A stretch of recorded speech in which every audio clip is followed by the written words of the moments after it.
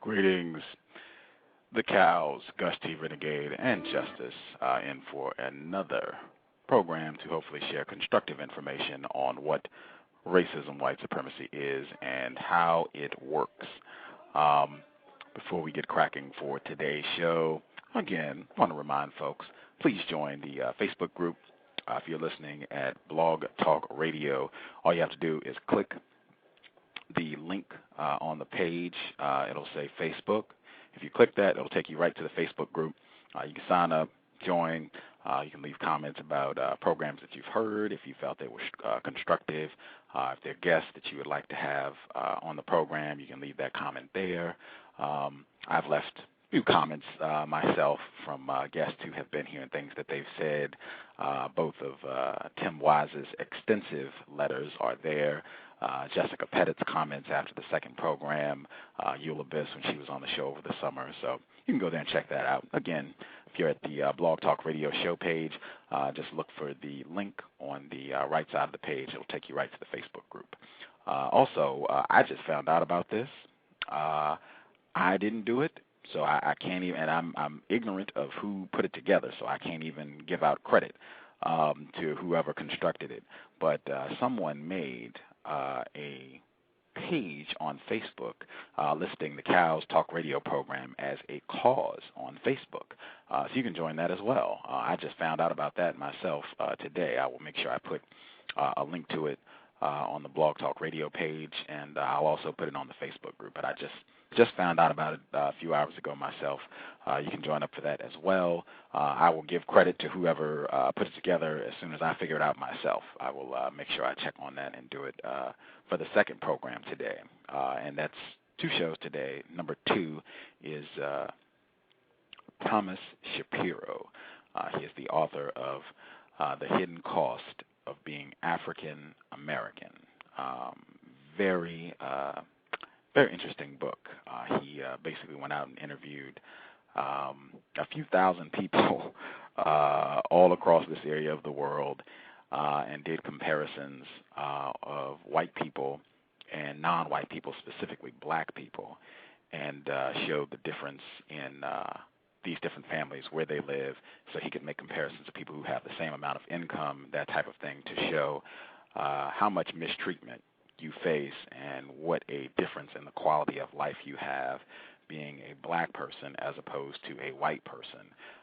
He gives evidence for why this is the case, specific things that white people do that allow these differences to happen, and he gives suggestions for things that we could do to correct this problem. So that should be interesting. That is program number 2 today, and that will be at 6 p.m. Eastern, 5 p.m. Central, and 3 p.m. Pacific. So as soon as we're done here, take a little break, come right back. Justice will be here for that one. She's taking a break this show, but she will be here for the afternoon show with Tom Shapiro. First show up today, I had a listener, Non-Mighty Wick. He was sending me some information that he had checked out, and he heard a professor at the University of Washington. He was giving a talk about how injustice has an adverse health impact on everybody, and just how if you are in a situation where people are not sharing resources, and you have a gap between people who have resources and people who do not have resources, that has a really significant and adverse impact on health. And I thought that would be very interesting, seeing how we've had several authors and professors on the program at this point who have talked in detail about the impact that racism has on the health of non-white people. Dr. Nancy Krieger at Harvard most recently, Dorothy Roberts, Northwestern University, and Vernelia Randall at the University of Dayton have all been here and talked about that extensively. So I felt it would be constructive to have another individual come through and specifically talk about just having a system of injustice and mistreatment is really bad for everybody's health. Our guest today, he is a professor at the University of Washington. Real treat to have him on the program. This is Dr. Stephen Bezruchka. I want to make sure I'm pronouncing his name correctly. Did I get your name correctly, sir? Bezruchka. That's very close. Okay. Thank you so much for taking some of your time this Sunday afternoon to speak with us. Could you share with our listeners so they get a better idea of who you are and the work that you do at the University of Washington? Well, I went to medical school back in the early 1970s because I wanted to do something useful to society. I'd been a mathematician previous to that. And so I've been practicing clinical medicine, mostly emergency medicine, until last year. But along the way, I began looking at data that compared the health of countries one with another. And I found that the United States could arguably be one of the healthiest countries in the world back in the 1950s. But since then, our health compared to other nations has declined, so that now there are at least 25 other countries that are healthier. If we take as a measure of health mortality rates, life expectancy, say born today, how long can you expect to live? And I was really puzzled by this. Why was this country that was spending close to half of the world's healthcare bill less healthy than all the other rich countries and a few poor ones?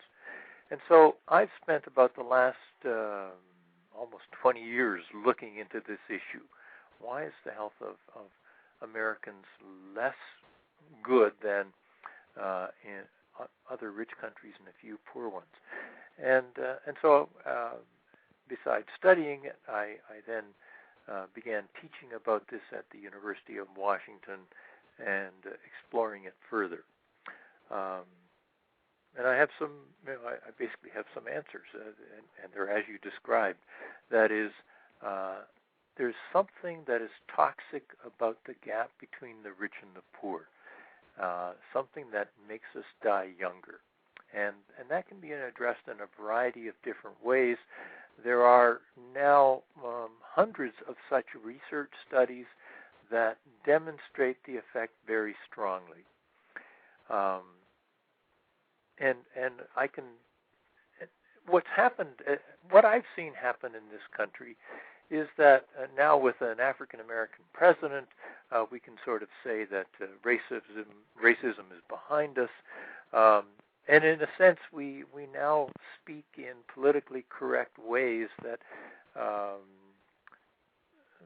suggest that we love diversity in this country, and at the same time we're producing more and more inequality, and it is the inequality at all levels that is sort of killing us, so to speak. That is, for living in the United States, we die much younger than people in most of the other countries. And this is not a secret. You find this at all levels of government publications down to research findings and so on. Wow. Again, Dr. Stephen Bezruchka. Did I say it correctly that time? That's perfect, yes. Outstanding. Yeah, I'm real happy to have you on the program. I knew my listeners would be interested in hearing about your research and your theories on why this is and what can be done to correct this. This program, the C.O.W.S, we do not say that racism is behind us. This program, I have unfortunately concluded, President Obama notwithstanding, we are in a system of racism, white supremacy, and the definition that I use for racism and white supremacy is a global system of people who classify themselves as white and are dedicated to abusing and or subjugating everyone in the known universe whom they classify as not white. Do you believe that such a system exists? Oh, absolutely. You see, there was a historian at either Princeton or Harvard, I can't remember which, who defined racism as difference plus power. And I think that really speaks to me, because when you speak of white supremacy, white is this sort of pure color that has to be better. So that's the difference. And power, historically, that's what we have done in the last 500 years as white supremacists, namely through the colonial process of invading other countries to sort of preside over them, we've explored this difference of this power relationship as well. So to come up to the present, we still invade other countries, but mostly we use economic might to sort of express the power over society. And the economic might gets translated into the gap between the rich and the poor. And, if you ask about the health of African Americans in this country, it's abysmal. African Americans at all do not live as long as whites. The differences become apparent very early, with high rates of low birth weight and prematurity and high infant mortality rates. There is a gradient in the sense that more educated people or richer people tend to have better health outcomes than less educated or poorer people. That is, there's a sort of a differentiation in society by class, by social status, by economic wealth, by income. And even African Americans who attain high levels of education or wealth do not do as well as whites with lower outcomes. And this speaks to a phenomenon that we are beginning to understand more and more, namely the intergenerational transmission of health outcomes. Can you say that one more time? I'm sorry. Can you just repeat that? The intergenerational transmission of health outcomes. Okay. Now, some people, there's a variety of terms used. Historical trauma is one. Namely, because African Americans in the United States have had the history of slavery, now, I think, when I say I think, I mean I can't cite many studies to back up what I'm saying. I can cite studies that show that health is transmitted at least from one generation to the next. Okay. That is, if your parents had poor health, you're more likely to have poor health. How far back that goes is an unknown issue at this point. There's no reason why it can't go back many generations to the period when Africans came to the United States and were subjected to slavery and mistreated and died quite a bit younger than their white counterparts. And I would, again, I say I think because I can't back up this with many studies to suggest that part of the reason that African American health in this country is not as good as whites has to do with the legacy of the historical trauma. I wanted to just also clarify before we move forward, because I definitely have a lot of questions just based on what you just said. You are a white person, is that correct? Yes. Okay. Wow. I guess before we move forward, if you could clarify when you say health, what do you mean when you say health? You gave us your criterion for when you determine lack of health, infant mortality rates, and life expectancy. What would you regard as someone who is in good health? Okay.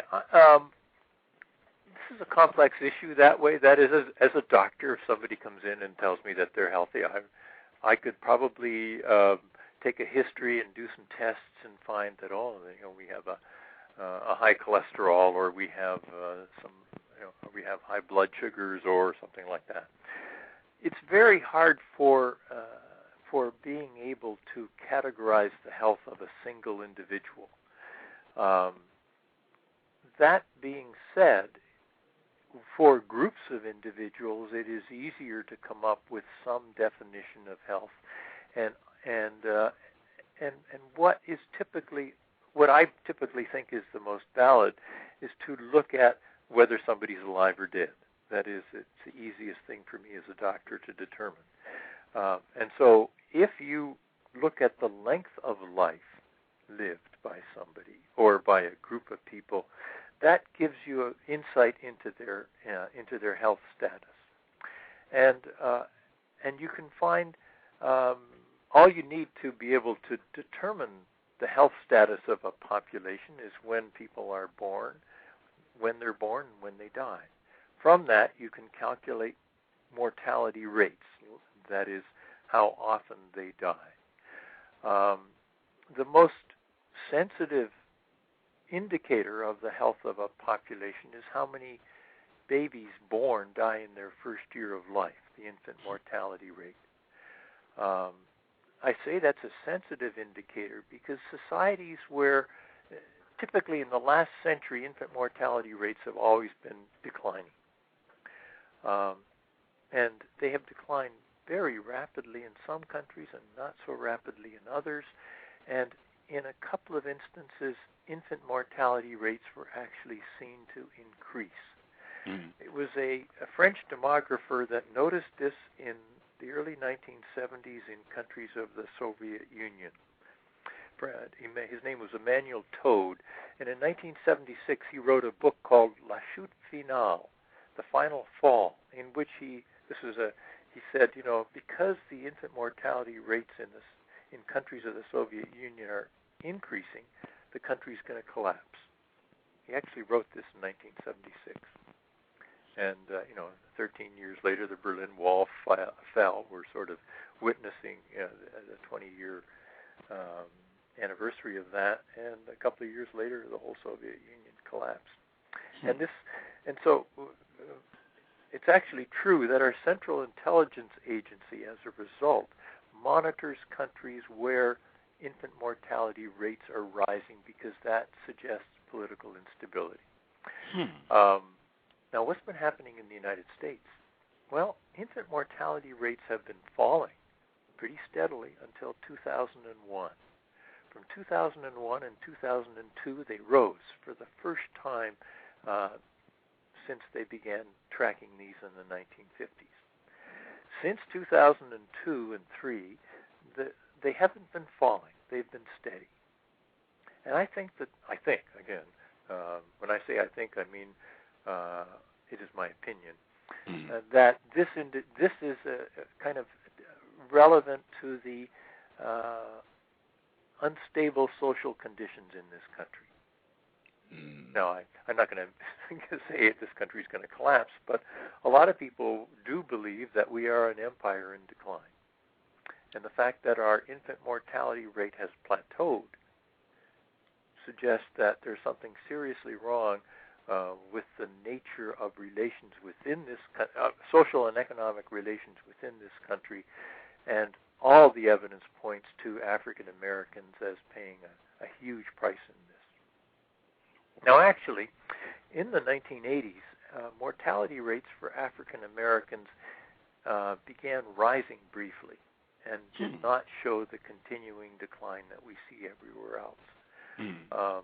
This is not that hasn't occurred since, except, as I said, for infant mortality rates in the last few years, where they're actually not going up. They're not getting worse. They're just not getting better. And for African Americans, the difference in infant mortality rates between the ratio, that is, if you divide one with the other, the ratio is actually increasing. Wow. Can you explain that for our listeners? Just I have noted often information is not transferred well. A lot of non-white people, right. We have not been allowed to go to school and get all that education. So could you break that down so that we really grasp what that means? Yeah. Well, Nancy Krieger, by the way, I think was on your program, and she's really an expert in all of these ideas, much more than I am. But people can say, look, health is improving in the United States. People are living longer. That's true. But the health improvements in African Americans are not matching those in whites. So the ratio, the health improvements that African Americans are seeing are less or inferior to those of whites. And is this a result of racism? Is this as a result of racial prejudice? Yes, I think so. Again, I think. Right. Why might that be the case? Well, we do have studies showing that in U.S. states, among the 50 U.S. states, where there's more racial prejudice, the typical survey question is something like, blacks have less inborn ability to learn. Where a higher percentage of people answer yes to that question, that has and other similar questions about racist beliefs, that has an association with worse health for blacks, worse meaning higher mortality rates among U.S. states. Mm-hmm. So more racist attitudes in U.S. states contribute to worse health for African Americans in those states. So, you sound like you're African American, if I could make that. You are correct, sir. And I'm a white, and I know that I don't feel discriminated against, but I sense that, and in speaking to African Americans, they feel discriminated against most of the time, and that feeling of feeling inferior is actually bad for your health. That's how I'm interpreting what I just said about the attitudes of racism being associated with higher black mortality in those states. Wow. Now, how do you counter that? Okay. There are studies now, there are studies looking at something called the group density effect. And what do I mean by that?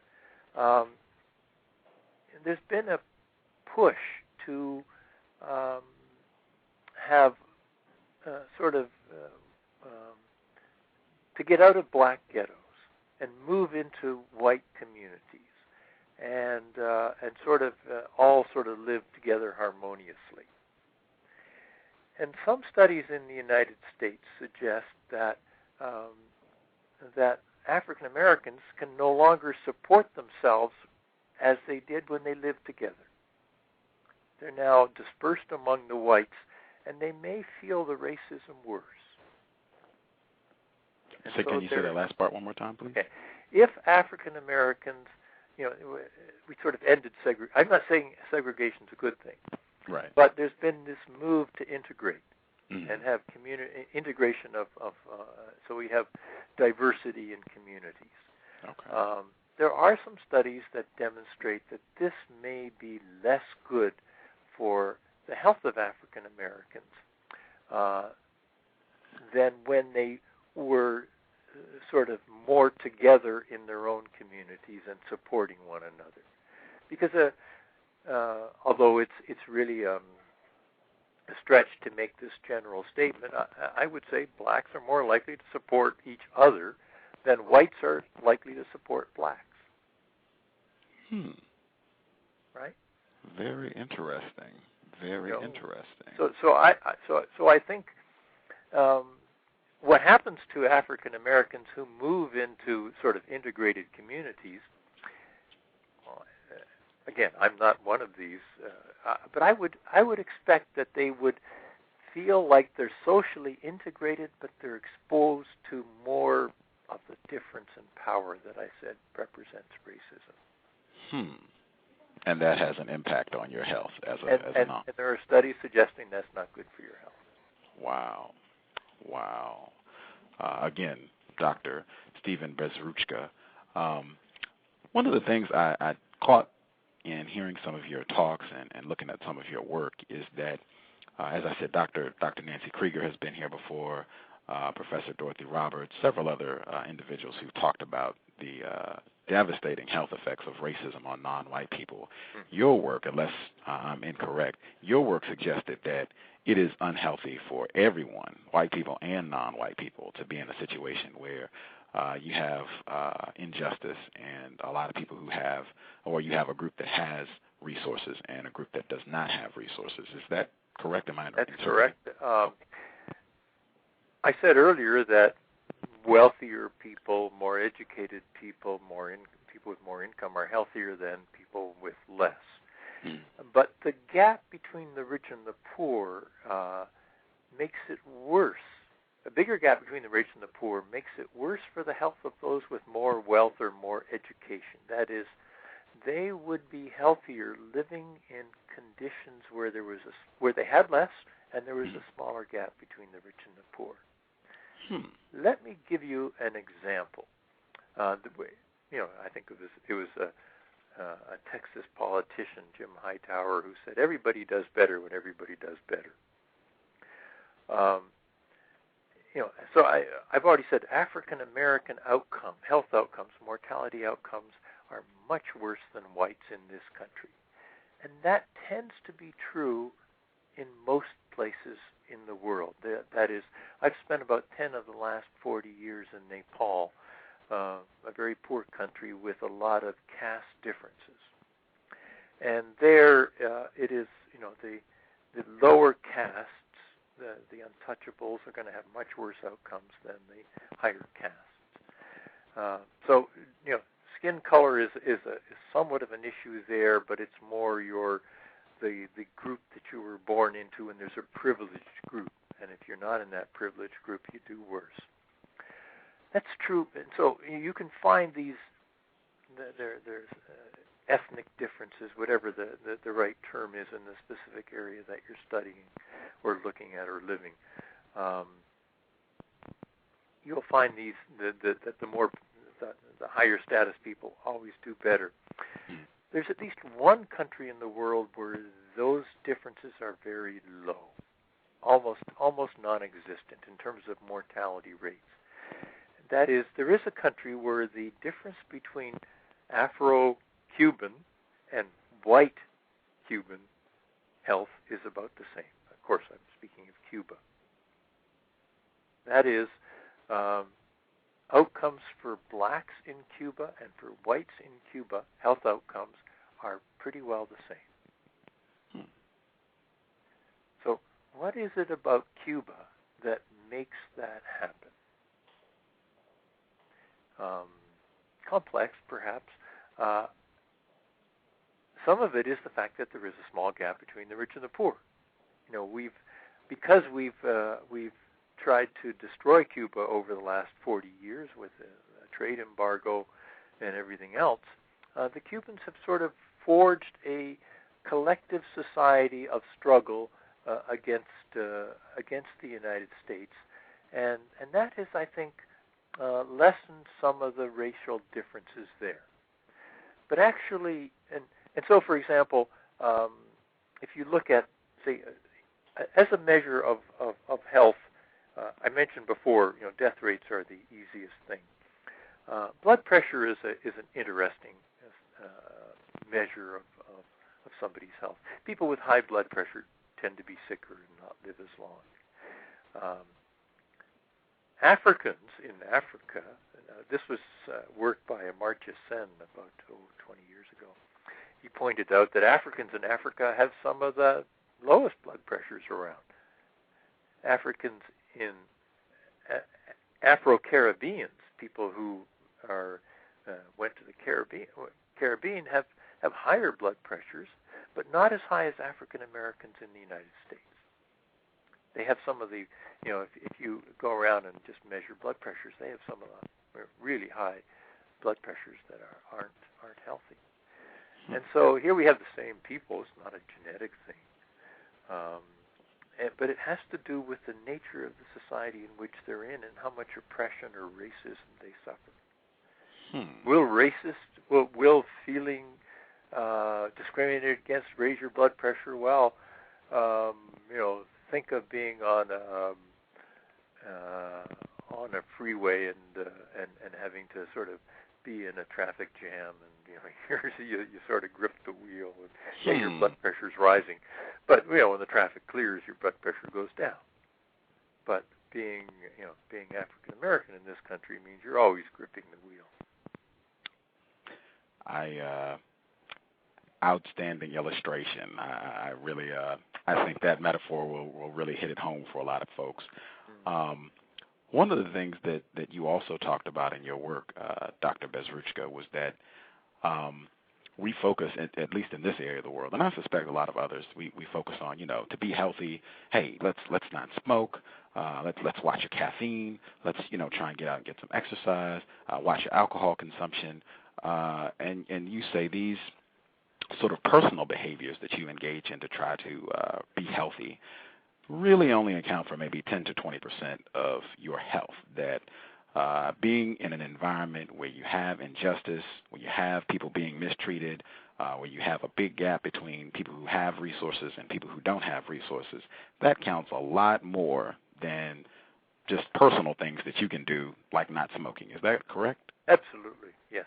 I just returned from Japan. I went there to give an address to a conference. And, Japan is the healthiest country in the world, that is longest lived. But it also has twice the proportion of men smoking that we have in the United States.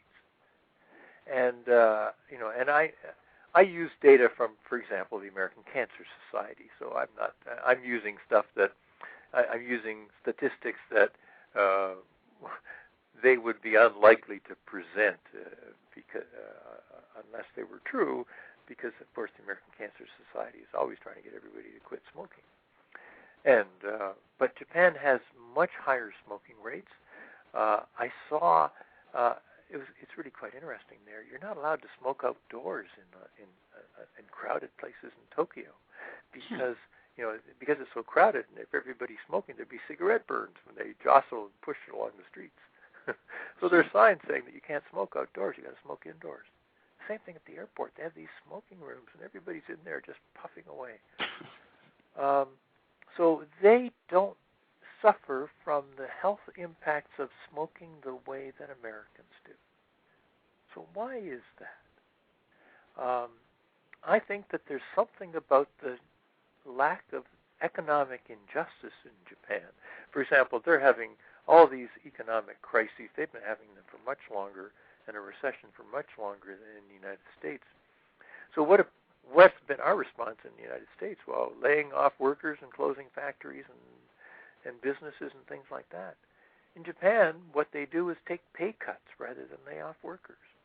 They did that in their crisis in the 1990s, and they're doing it today. Not entirely, but by and large, the idea is to make it easier for everybody, and so if I'm getting more, I'll take a little less so somebody else doesn't lose their job. That feeling of social solidarity, the Japanese have a word for it, wa, or social harmony, where you make sure that everybody gets taken care of. That can counter a lot of adverse behaviors such as smoking. Another one is diet. I was in Okinawa. Okinawa is actually Japan's poorest prefecture. It has the smallest gap between the rich and the poor, and is the longest lived in the world. And actually, I went to a part of Okinawa that has some of the oldest old there.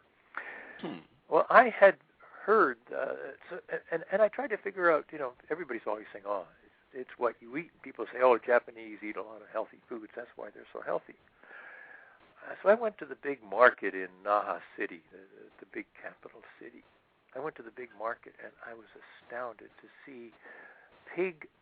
Pig is sort of the preferred food over there, and I ate a lot of pig fat and noodles in Japan, in Okinawa, and in the market they have all sorts of different kinds of spam, not the stuff that invades the internet, but the stuff in the cans made from parts of pork.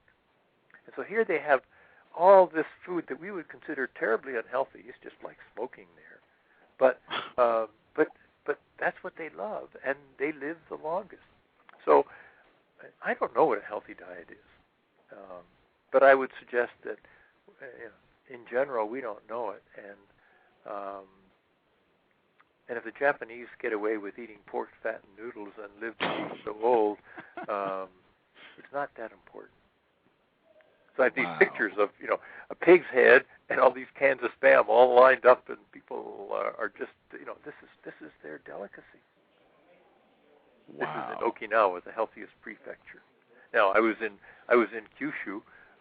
There, it was a different diet. It varies tremendously throughout Japan. Wow. Not any one thing.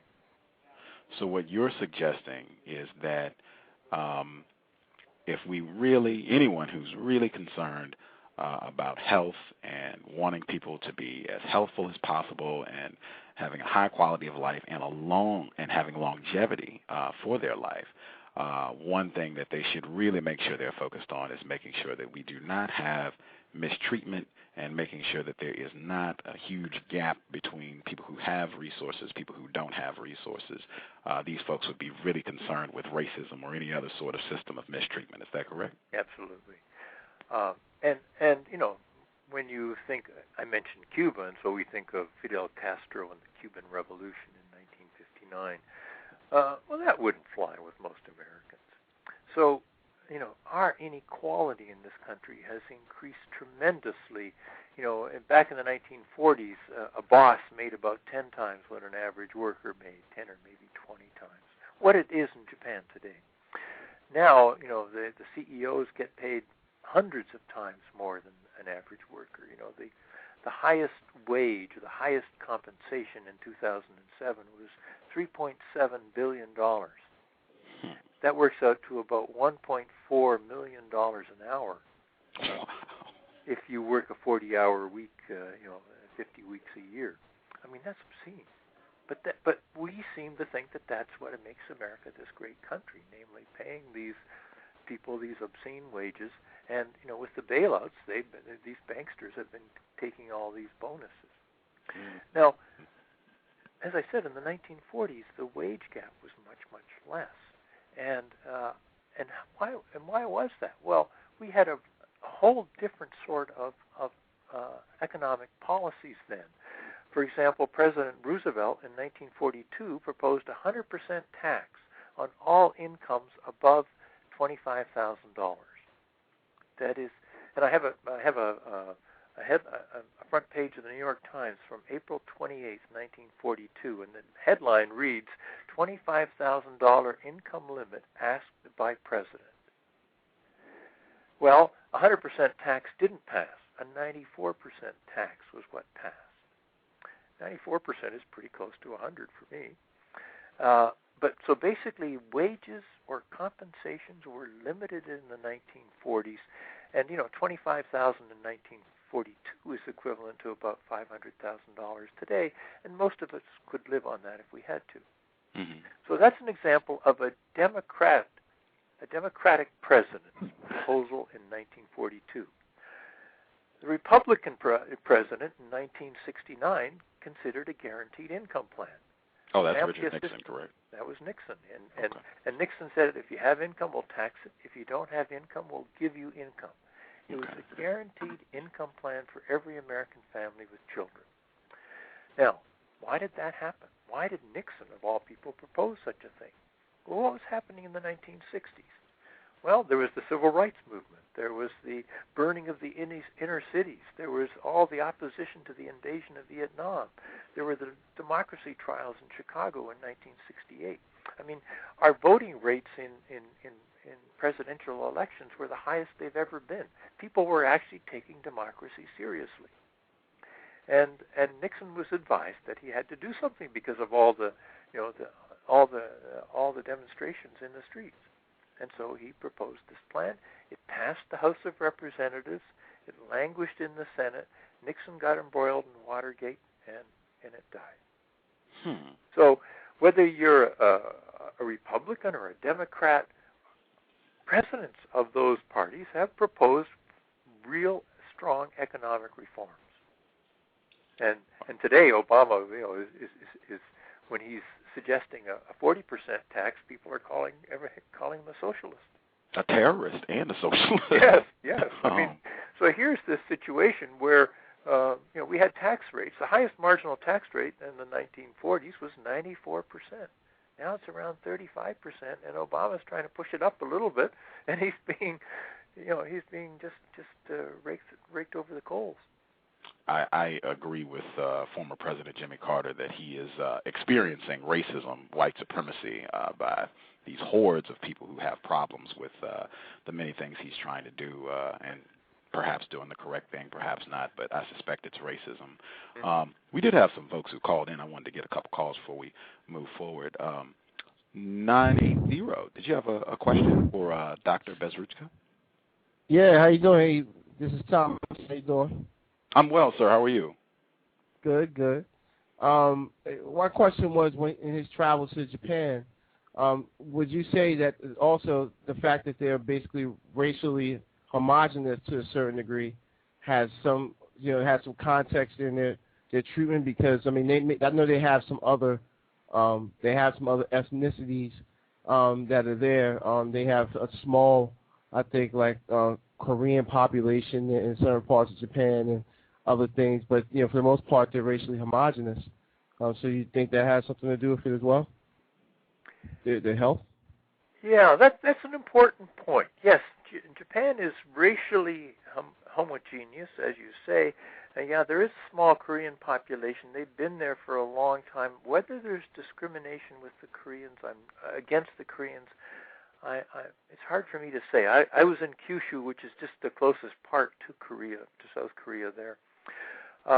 What is known is that Japanese do not allow immigrants to come and live there permanently. They do allow foreign workers to come, and the foreign workers tend to come from poor countries. Many of the foreign workers that come are women, and some of them get pregnant and have babies. The infant mortality rate of the migrant workers' babies in Japan is Japan's very low rate, not the high rate that they have back home. So that suggests that there's something about the social environment in Japan that can counter those adverse health risks that they might have had if they'd had the same baby back home. So that's one sort of thing to suggest that it's not just the racial homogeneity in Japan that is good. It's good for others who are there too. Another thing is that Japanese migrate out to Hawaii. Japanese migrants to Hawaii have been studied, to California, and to the Pacific Northwest. And it's interesting, when they leave Japan, they cut back on smoking and all their bad behaviors that they're told, but their mortality rates increase. So they bring their genes with them, but they have to suffer the injustices over here, and that has an adverse health effect on them. So that's a second point to suggest that it's not just the racial homogeneity. The third one was actually a very interesting study done by some German demographers who looked at the women aged 65 in Japan and how healthy they were, and they compared them with white women from the 4 healthiest states in the United States, just to see which are, the Midwestern states. They're pretty racially homogeneous, and the Japanese women beat them all. In other words, if you take our best, they don't measure up with the average in Japan. It's kind of an interesting situation.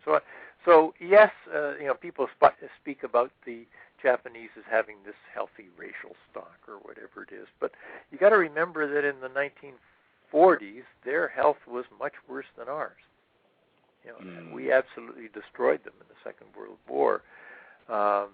And if you see the rapid improvements in health in Japan after the Second World War, they were partly related to the medicine we gave them as part of our occupation.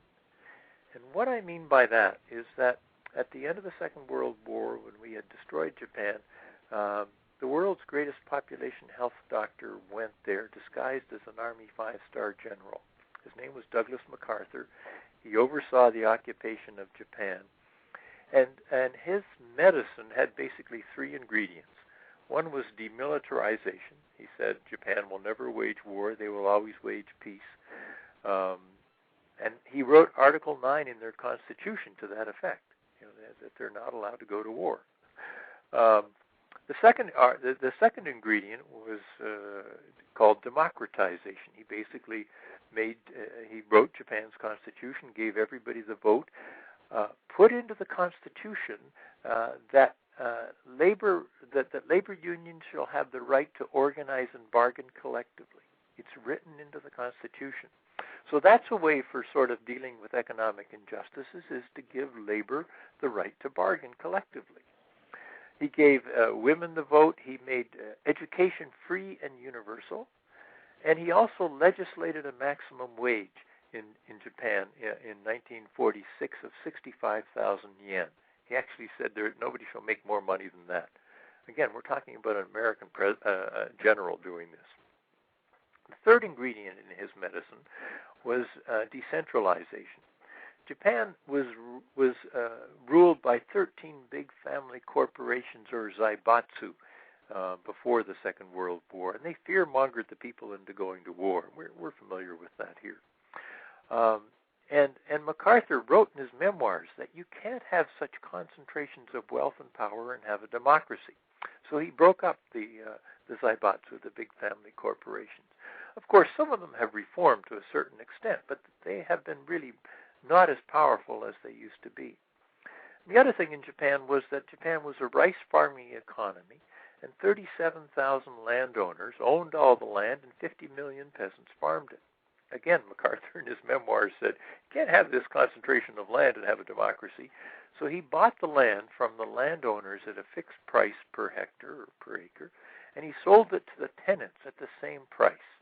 And he gave the tenants a 30-year, very low-interest loan to buy the land. And actually, Japanese don't like loans, so they actually repaid 94% of most of the loans were repaid in a year, and 94% of all the land in Japan changed hands. And historians call it the most successful land reform program in history. So MacArthur took this very hierarchical society, economically hierarchical society. It was then and remains today a strong social hierarchy, but not an economic one today. That is, he leveled that economic hierarchy, and that allowed health in Japan to improve at the fastest rate we've ever seen. So I don't think it's really an issue of homogeneity, Tom. Wow.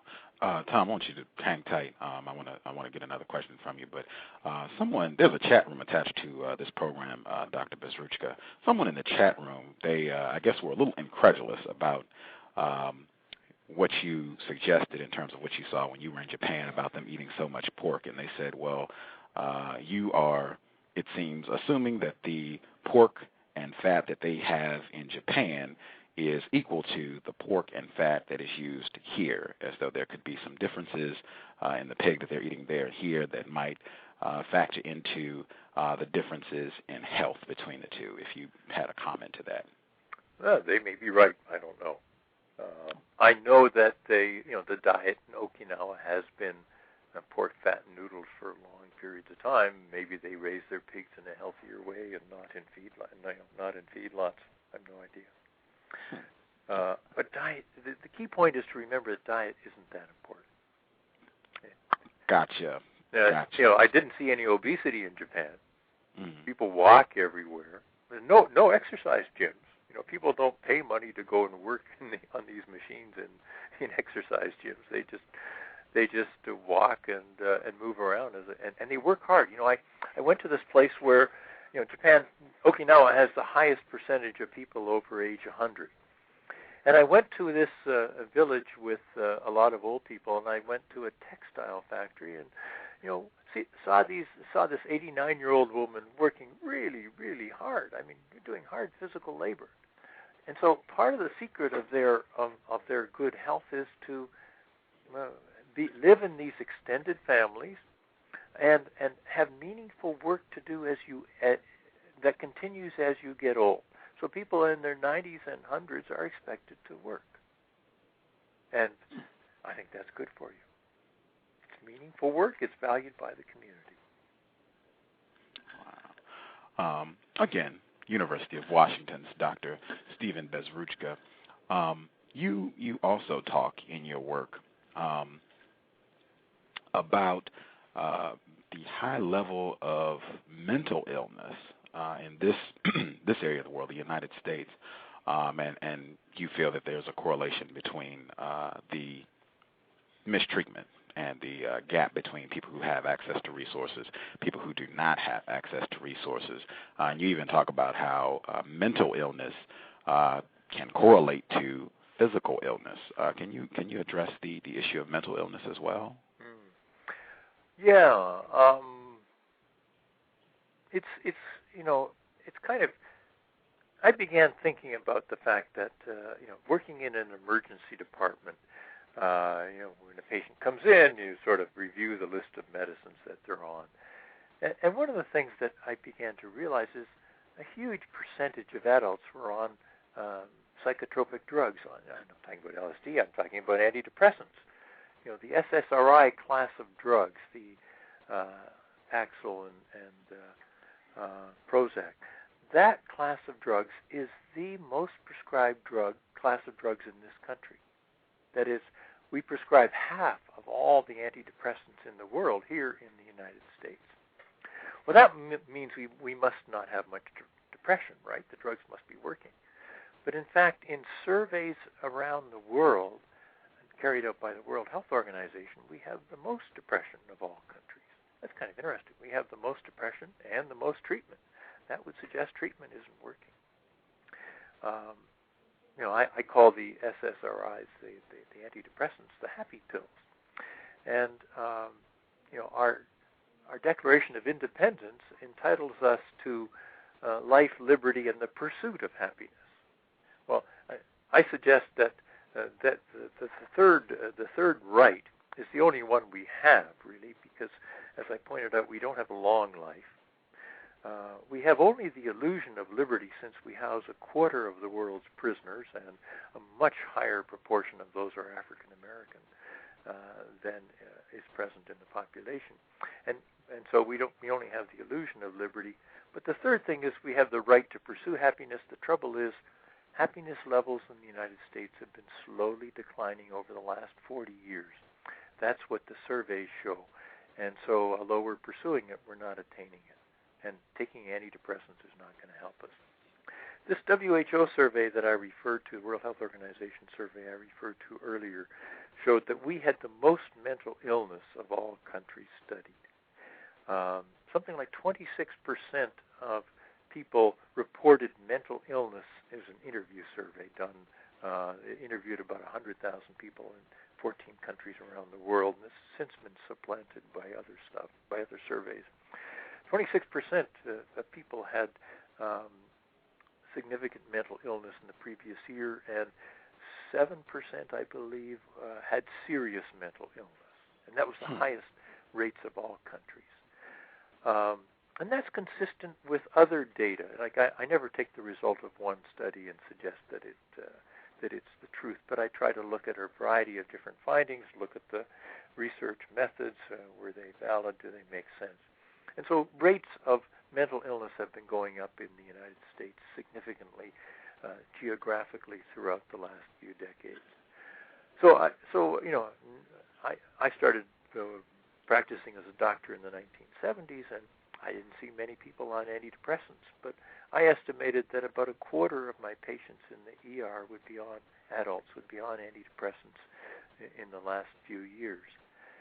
Similar thing, we're now prescribing psychotropic drugs, antipsychotic drugs, atypicals, to younger and younger people, despite the evidence that there's much benefit for them and possibility of significant harm.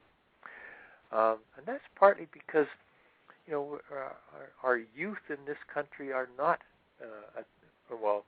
they're not attaining happiness. There's a tremendous amount of stress and anxiety in society, behavioral problems, and parents don't have the time to deal with their children and to raise children because they're too busy trying to work.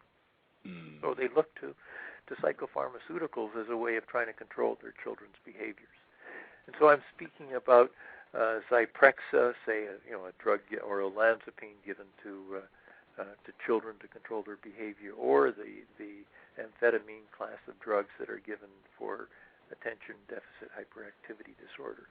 Huge huge numbers of children in this country have this diagnosis and are on stimulant drugs. It's not a sign of a healthy society.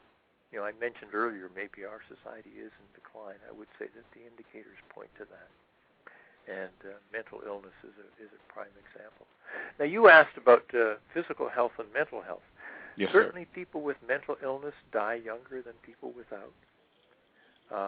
So that is something that has been well recognized in a variety of studies, and that's and of course, people who are physically sick are more likely to have emotional problems as well. Mm. So Wow. it's a catch-22. Excuse me. I looked at your work, and you talked about, excuse me, just in terms of what actually gets classified as a mental illness, quote unquote, in the DSM Diagnostic and Statistical Manual. What gets classified, what doesn't get classified, when things get moved in, moved out. I know homosexual behavior, that was classified in the DSM as deviant behavior not that long ago, but it was removed. Racism is not in the DSM, where if you practice racism, believe in racism, or racist white supremacist, that is not classified as a mental illness, nor are the effects if you are a victim of racism, white supremacy. That is also not included in the DSM. Do you think those should be included? Do you feel that's even an expression of racism, white supremacy, that neither of those are included? Yeah, well, it's kind of interesting. The DSM-4 TR probably is the latest revision. There's a new one to be out in the next year or two. We'll see what gets included there. This particular, basically, it's a manual for classifying mental conditions that is sort of used as a standard throughout the world, and I know that there have been significant changes in the classifications. One could argue that they are that since they're written by people with strong ties to the drug industry, pharmaceutical industry, that they have a bias towards naming things for which drugs might be prescribed for. And so, there's no drug for racism. So there's no drug for racism. So what's the point of putting it in the book? Let me give you an example. In the DSM-3 that was published in 1979, if there was a term called bereavement, a mental classification, for suppose your brother died, or your father, or your mother, or your wife, or your son, or a very close family member, you'd expect to feel really terrible for a long time. That's called bereavement.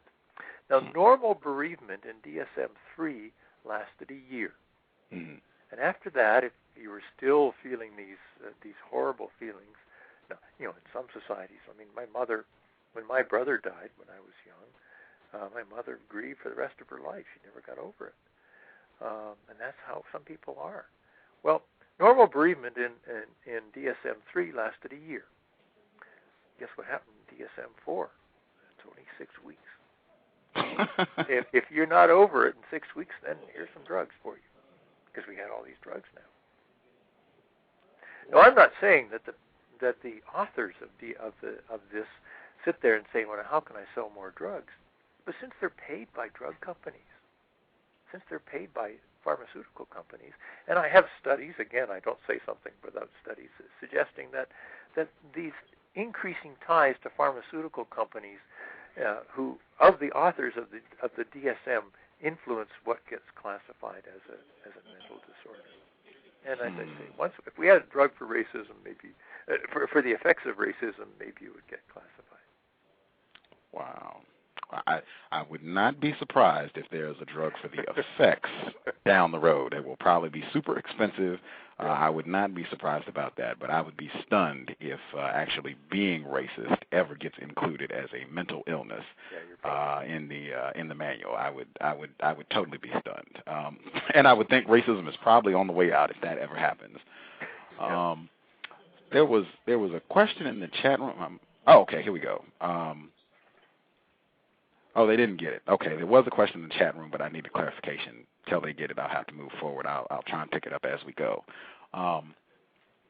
You also talked about, excuse me, how when you're in this situation, system of injustice, where you've got people being mistreated, system of racism, white supremacy, it really has a big impact on infants. And when children are born, bonding with another human being, particularly parents, very important. And those children can sense when they're in an environment where people are not relating in a constructive manner, where you've got a lot of mistreatment. They can sense that, and it has an impact on their development at a very young age. Can you share some of that information with us? Yeah, I think, and so let me just say that this is my opinion. It's not backed up by a lot of studies. I think that this race, that sense of difficulty begins before you're born. Okay. In other words, we have studies suggesting that if the mother, while she's pregnant, is under a lot of stress, that the outcomes for the newborn are worse, and the outcomes when you're for later life are worse than for a mother who has a less stressful pregnancy. Now, what does that mean? How do we categorize stress? We have studies, for example, that take healthy women in their 20s, and they look at how these women fared in their mother's wombs. In other words, what was it like for their mothers when they were carrying them? And mothers who had really stressful pregnancies, and by that I mean death of a close family member, eviction from the house, denial of paternity, that not just a bad hair day, really significant stuff, that these healthy women in their 20s had biological markers of inflammation, interleukin-6, interleukin-12, C-reactive protein, these kinds of measurements you can do on your white blood cells, that women who were healthy in their 20s, whose mothers did not have these severe stressors during pregnancy, they didn't have those adverse markers of inflammation. See, we now think of, say, for example, heart disease, coronary artery disease as being an inflammatory disease. That is, that's one of the things that we measure sometimes, for evidence of heart health, or something like C-reactive protein, CRP, it's called. And what this study showed, and this first study of its kind published last year, that already, if you're healthy and in your 20s, you can see impacts of in biological markers of what might have happened when you were in your mother's womb. So we can sort of say that you begin life in a womb with a view.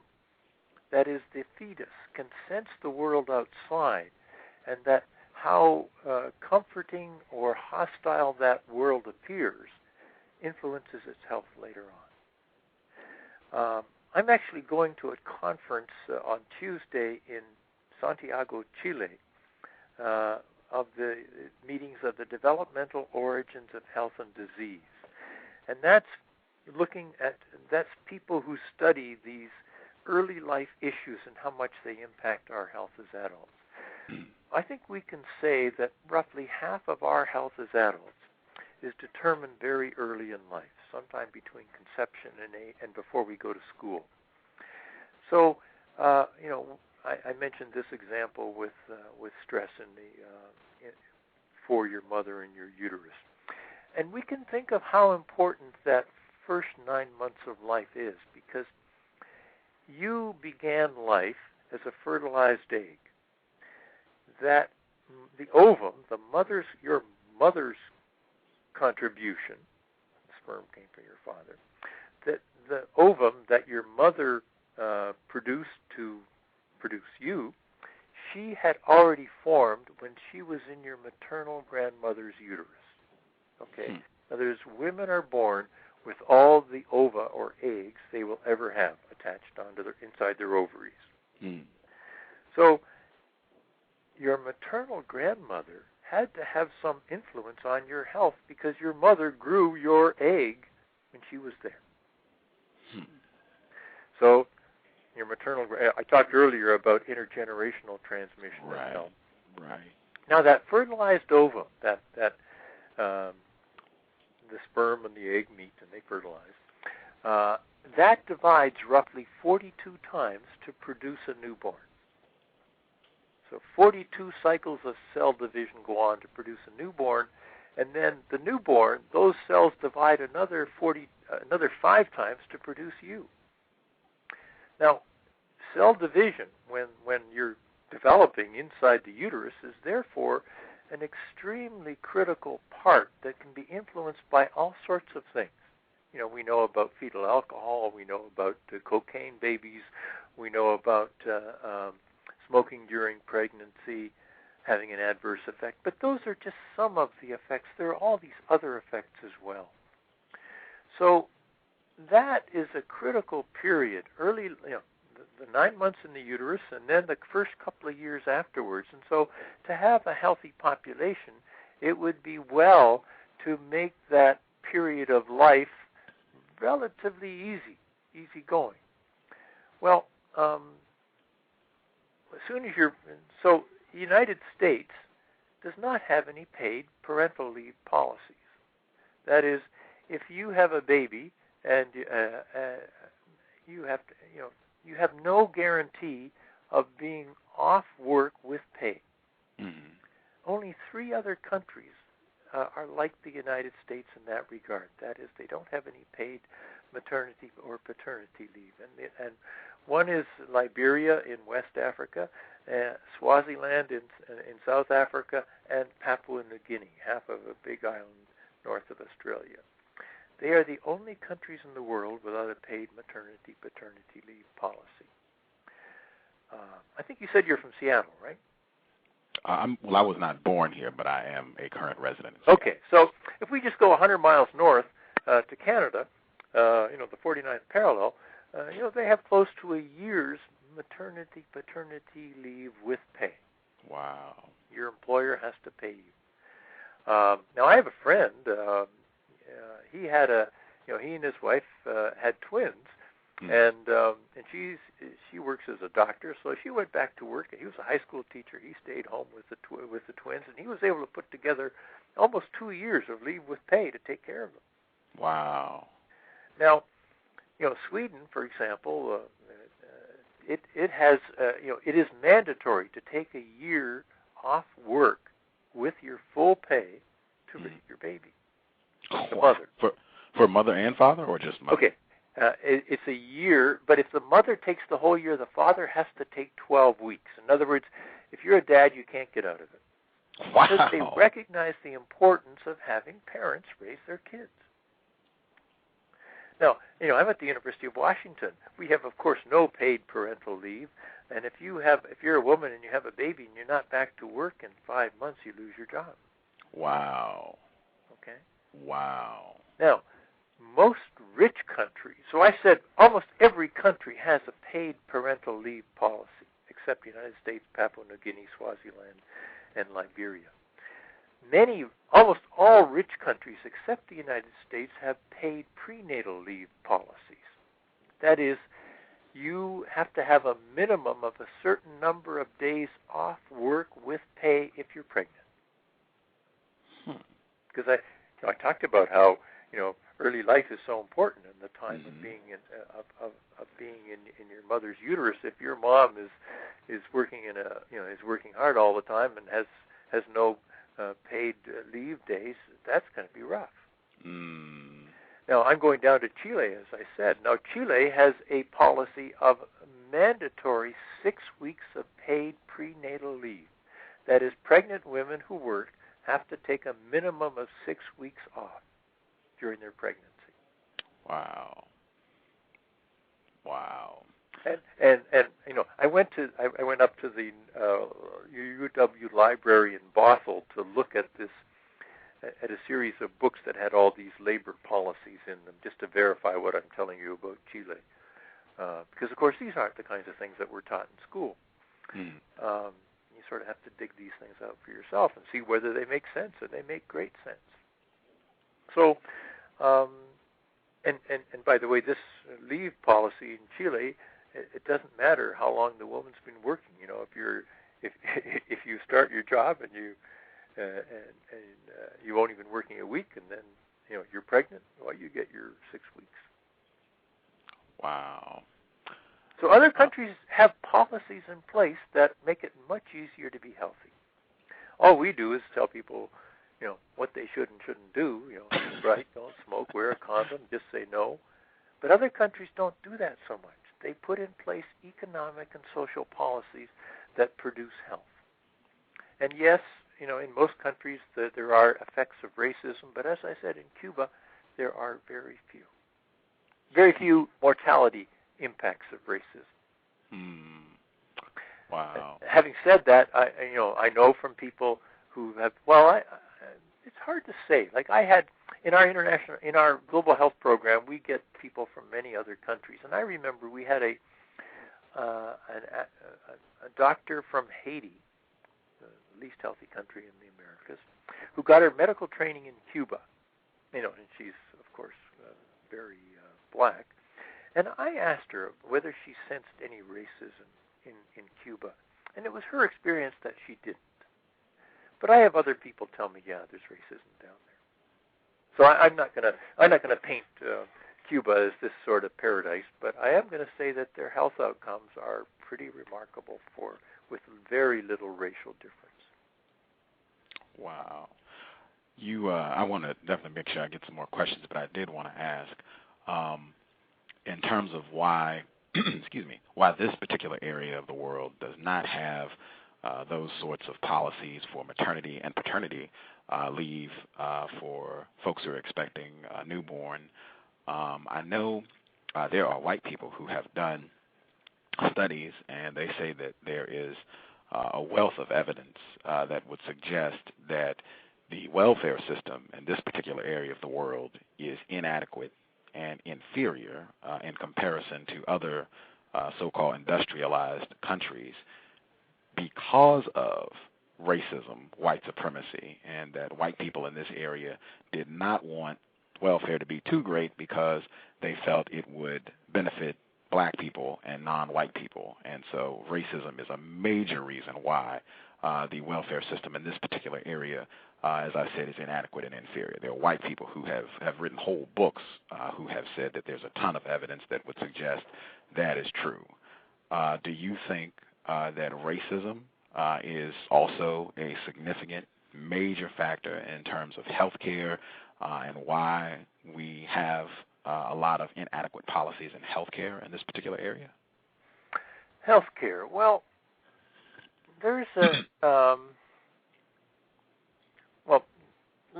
before I answer that, let me just go back and say, this country was founded on the idea that only privileged landholder men had rights.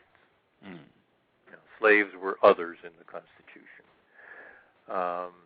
and how many slaves you had something to do with proportional with representation in Congress and so on. And the census. These are sort of historical issues. The health care. So yes, I think that the history of racism in this country has. I remember. I'll be honest. I remember in the 1980s when Reagan came into power and talked about welfare queens, and I worked, as an emergency physician, and I did see, and I was conditioned to think, because of phrases like, these people abusing welfare, that they were taking advantage of the system.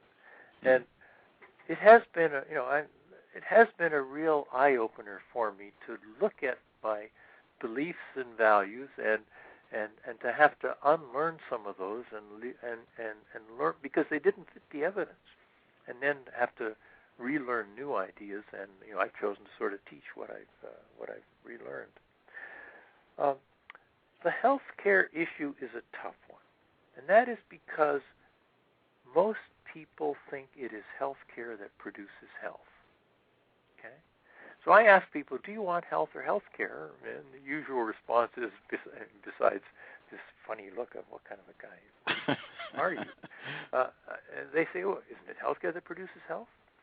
And the remarkable, well, it's not remarkable if you've worked in health care. If you've worked as a nurse, doctor, whatever, and you've done it for long enough, you begin to realize that the value of healthcare is way overplayed. Now, yes, I'm the guy in the ER. Somebody comes in with a car wreck or a gunshot wound or a heart attack or a stroke. They need healthcare, but it's not the lack of because healthcare helps those people. It's not the lack of healthcare that makes you sick. So what does healthcare do? Well, it can fix up a variety of the problems that come from the economic structures in society and from the trauma and racism that we suffer. But healthcare also can cause harm. That is, outcomes from healthcare are not always good. Sometimes people are made worse by it. Now, this was a very, I mentioned how I went to medical school to become a doctor because I wanted to do something useful. And the more I practiced medicine, the more I began to see that it wasn't that it was not an unqualified good. That is, sometimes medical care did harm. Well, how much harm does it do? Turns out to be quite a lot. And this is backed up by lots and lots of studies. So there's no I think here. This is all quite rigorously studied, including, by the way, I'm not telling people not to go seek health care. That's what I've done most of my life. But I am telling people to understand that there are limitations to what health care can do. Actually, I remember this quite vividly working in the Central District in Seattle at a hospital. A woman came in the middle of the night, and she said, I'm not happy. I want to be admitted. Imagine that. You see all sorts of complaints in the ER, the ones I mentioned, but also people see the ER as the one place we can't turn them away, and if their lives are not going well, they sort of think that that suddenly there can be some treatment and they can be admitted to the hospital and leave happy. Well, that's a little bit of a sidetrack, but healthcare can cause harm or injury, and there are no studies demonstrating the impact of the totality of medical services called healthcare on the whole populations in a positive sense. That is, we have not been able to demonstrate that healthcare benefits whole populations. And you'll find this kind of statement in big public health books. You'll find studies showing that you can't demonstrate the benefits of healthcare. Now, there are studies out there that seem to, in idealized circumstances, demonstrate an overall benefit of healthcare to populations, but they don't take it in the realistic way that it's done in society.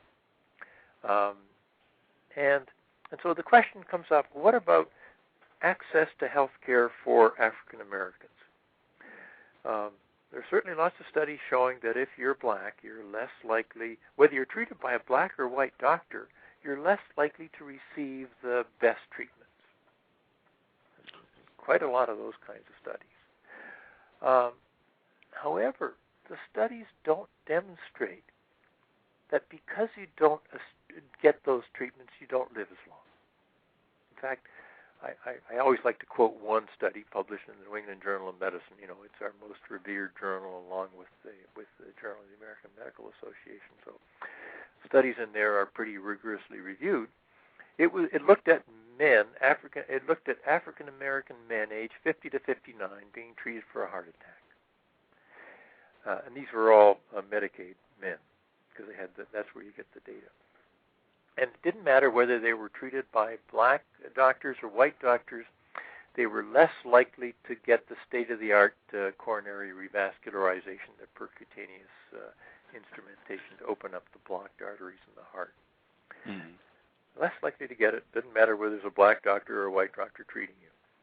The interesting thing was that the mortality of the blacks was less than the whites. Sorry, it was black-whites. The mortality of the blacks was less than the whites. But I've already said blacks' health outcomes are worse than whites. So we would expect the blacks to die more. But they didn't. Now, in the discussion in the New England Journal article, one of the things they didn't suggest, which I review papers for publication, and it's something that I would have said, well, you know, maybe the reason is they got less treatment, because treatments can harm. Now, I'm not suggesting to anybody that if they have a heart attack that they avoid the state-of-the-art treatment, but I am saying that there are studies out there that suggest that that maybe the treatments that we all believe in as being so helpful to you may not be. So it's a really tough thing in this country, well, most countries now too, to try and decide, is this treatment or investigation or procedure worthwhile to have or not? That's a whole other can of worms. I mean, I'm really getting in trouble by making these statements, because I'd rather talk about health than healthcare.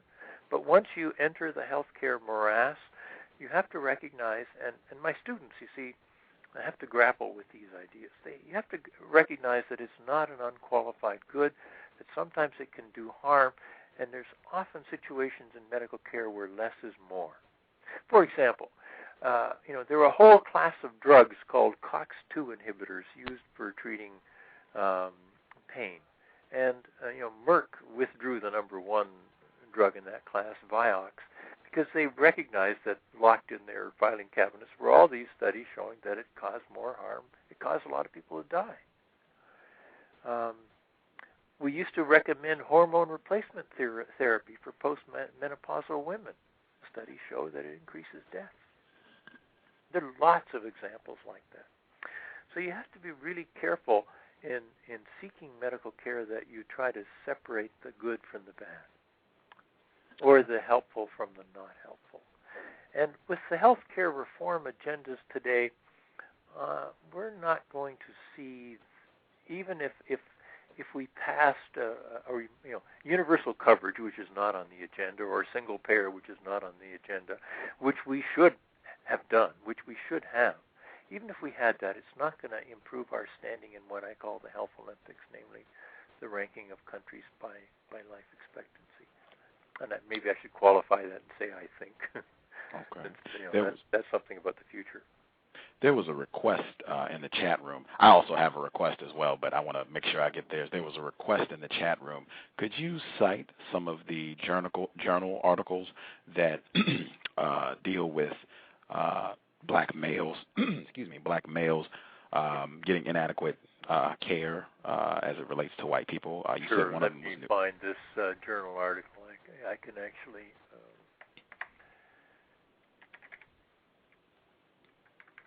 I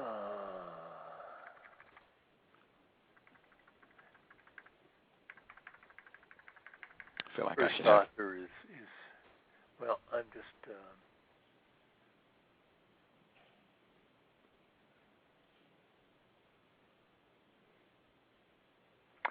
Okay, it's called. Okay, so it's racial differences in the use of cardiac catheterization after acute myocardial infarction, published in the New England Journal of Medicine, volume 344, pages 1443 to 1449, published in 2001. The first author is Chen, C-H-E-N, and the initial is J. So that's one paper. It would take me longer to dig up others. Okay. There's a big literature. I just looked at this one paper as an example where the outcomes were better for those receiving less care. So the title is Racial Differences in the Use of Cardiac Catheterization After Acute Myocardial Infarction, the New England Journal of Medicine, volume 344, pages 1443 to 1449. You go into any medical library, medical school, and you can find that issue, or you can find it online. The trouble is you got to pay for it. Okay. We sell these things. We shouldn't. To anyone in the chat room, if you are struggling to get access to this particular article, I strongly suspect I can get my hands on it. If you really, really want it and you can't find it yourself, just shoot me an email. My email address is untiljustice@gmail.com, and I will get it for you. Actually, Dr. Bezruchka would be the better person to contact because he's a white person and he's very informed about this. Really, you should get him to see if he can get it for you. He might even have some other articles that he could share with you. But, yeah, you can hit me, and I'll get that article for you. Actually, here, this is, we have this Population Health Forum website. Oh, okay. And I think in one of the emails, when I put my affiliation with the university, it's down at the bottom. It's got EQHLTH in the last letters of the, if you find that. If they go to that, under resources, they can find lectures that I give in courses at the University of Washington, and they can look at the syllabus, and they can find tons of readings there. Wow. So, I make all this information as easy to obtain as possible. It's all, and there are lecture slides and things like that there. Oh, okay. I have it. I got it here. So if you want to go to that, resources, and then under, there's courses and readings and things like that. Okay. And the Health Olympics stuff is on the first page. Okay. The address. Everybody, get ready. I guess I'll put it in the chat room, but I'll read it in case you're not in the chat room. The address is that's EQHLTH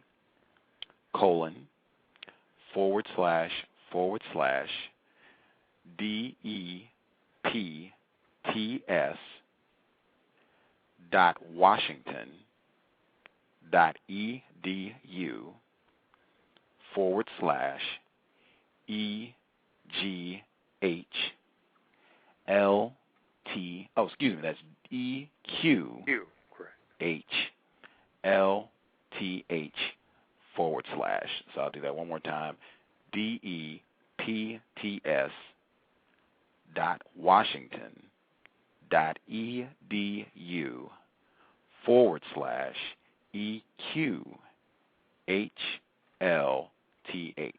There's the address. You should be able to get the information there. And another way would be to just search for the two words Health Olympics. Oh. So I sort of believe that we ought to have an event at the Olympics for health, in which we see how well countries rank, and we would be disgraced. We wouldn't be there in the final day's events. We would have been disqualified from trials. I saw your presentation where you said if the U.S. basketball team, if they finished in 73rd, that there would be a presidential inquiry, there would be a special commission set up immediately. It would be unacceptable, but our health standing, not that big. We're fussing at President Obama for even trying to remedy that problem. I did die young. Oh yeah. I did want to check though, because people in the chat room caught this, and I did as well. I don't think my question got answered though, with regards, and I want to make sure I get time for calls as well. If you want to call in, the number is 347-215-6071. But my question about, do you think that racism is a significant, major contributor as to why health in this country is so poor in terms of the legacy of racism specifically in the healthcare industry, whether it's the Tuskegee syphilis experiments, the legacy of eugenics in this area of the world, where Nazis in Germany said that they learned from what we were practicing here in the early 20th century, the guinea pig kids that happened in New York where they were being tested with all these HIV drugs, just a litany of just evidence of. I totally agree with all of that. You said it so clearly. I don't have anything to add.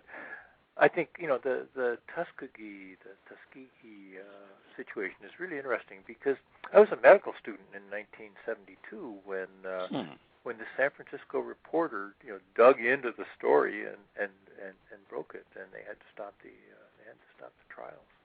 So and that was really this went on for so many years, and it was done with both black and white researchers. It wasn't just whites who were doing this stuff. So there's something that happens, when you, I forget, somebody said there's a field Negro and a city Negro. Who was that? That was... It's Malcolm X? Maybe Malcolm X, yeah. Once you start playing the white man's game, you play with his rules. Oh, I have unfortunately concluded that we are all non-white people playing the white men and women's game. Yes, me too. I don't know any non-white people who are not playing white people's game worldwide. If you find any, that would be news to me. Yeah. That's what white supremacy means. We can get other non-white people at will to go and mistreat you, whether it's Tuskegee or anything else. That's every day. Right. I did want to check, since we do have some folks who've called in. I wanted to get Mr. Tom. He's still there. 980. Did you have other questions? Yeah, how you doing? Yeah.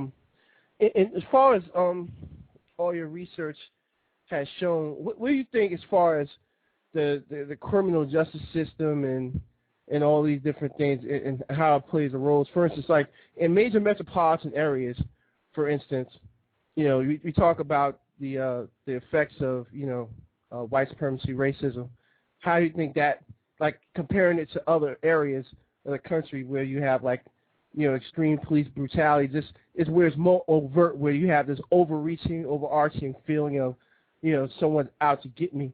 How does that compare? Is there any research that shows that?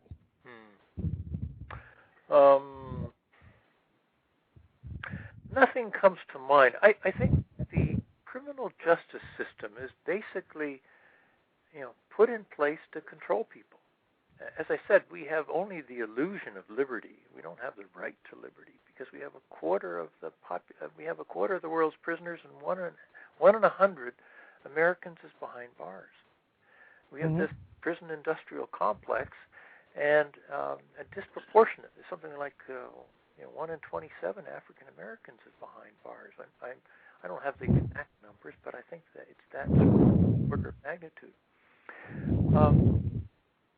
I think more it's white supremacy, racism, however you want to put it. Those in power are few. There's maybe really powerful people in this country must number probably no more than 10,000, maybe 30,000. That the richest 1/10,000th of the country.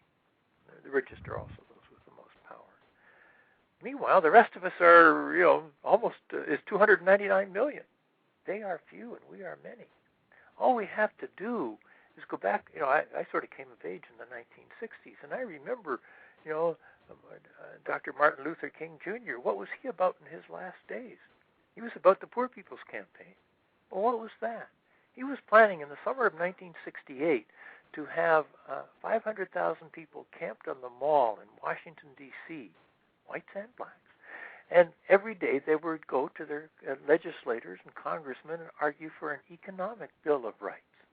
That's what Dr. King was about in his last days. He came to see that the primary issues driving racism, white supremacy, were economic, and he wanted to do something about that. Now, how could you have such a figure recognized around the world who'd won the Nobel Peace Prize? How could you have him carry out such an event? So, of course, that couldn't happen, and he was assassinated. How many Americans know that the United States government was found guilty of conspiring to murder Dr. King in a Memphis, Tennessee court civil case in 1999? Most Americans don't know that.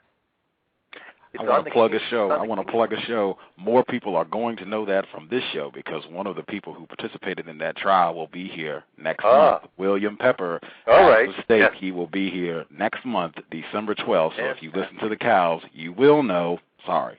All right. Thank you very much. No, I heard about it from him. I've got his book. Whenever I bring it up, because sometimes I'm asked to give talks on his birthday, and I say if you want me to talk, I'm gonna mention this, and people are aghast. The evidence is pretty good, and it wouldn't be the first time we did something like that. So I'm glad you're having Mr. Pepper there. He's just an amazing person to have brought this out. So what we have is a system which doesn't want us to act collectively. That is the last thing.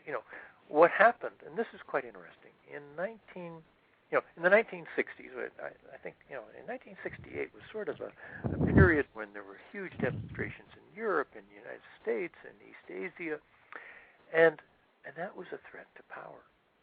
So what was the power's response? Well, they wanted to figure out how can we control the masses.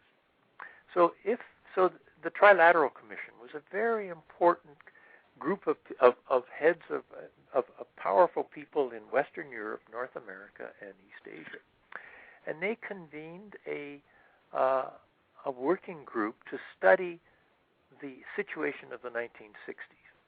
The head of the Trilateral Commission at that time was Zbigniew Brzezinski, who later became President Carter's national security advisor. So these are high-level people.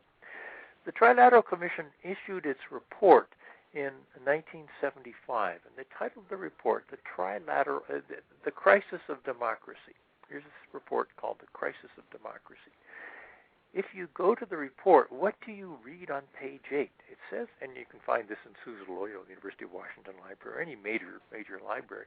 The Crisis of Democracy said that on page 8, if the events of the 1960s continued, it would lead to, quote, an excess of democracy, end of quote.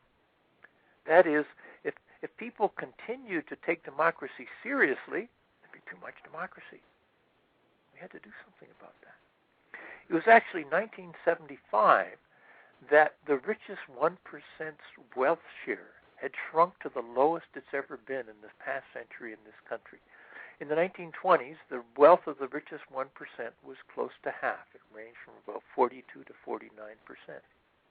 But through a variety of political processes and activism and legislation that basically curtailed the wealth of the richest 1%, their share had shrunk to 23% by 1975. There was an excess of democracy, and now the richest 1%'s wealth share is close to half again. How did they get it back? It's kind of interesting to speculate on why. And I like to quote Business Week, October 12th, 1974. They had an article in there that said, "It will be a hard pill for Americans to swallow. The idea of doing with less so big business can have more." The idea of doing with less so big business can have more. Then I go on to say, nothing in modern economic history compares in difficulty with the cell job that must now be done to get people to accept the new reality. This is Business Week. This is not the Weekly Standard or some real right-wing publication. It's the business press. So what was happening that made, that was basically what we had to be told, that our job was to be consumers, to get in debt, to borrow fantastic amounts of money, and give it all to the rich. And of course, they were quite successful in regaining power and wealth. We had quite a few folks actually rung in. They wanted to get a question in. I see a 111. I don't know, 111. Are you there with a question? I don't know. Okay. I didn't have my hand up. Is that me? Yes, we can hear you. Oh, okay.